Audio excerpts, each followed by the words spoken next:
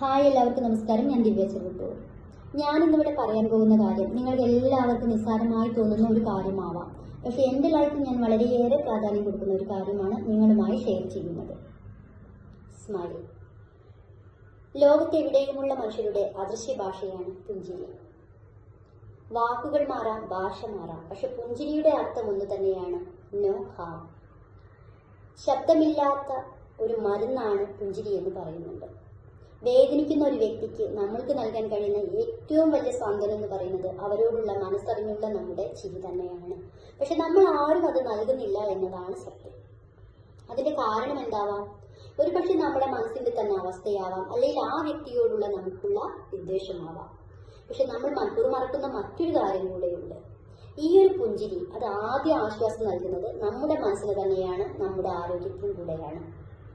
Smile not to look pleasant but to feel lighter. ഒരിക്കലും നമുക്ക് നേരെ വരുന്ന ഒരു വ്യക്തിയോട് നമ്മൾ പുഞ്ചിരിക്കാൻ മടിക്കേണ്ടതില്ല. കാരണം ഒരു ചിരി ഒരിക്കലും ഒരു മനുഷ്യനെ ദുർബലനാക്കുന്നില്ല, പകരം അയാളെ ഒരു മനുഷ്യനാക്കി മാറ്റുകയാണ് ചെയ്യുന്നത്.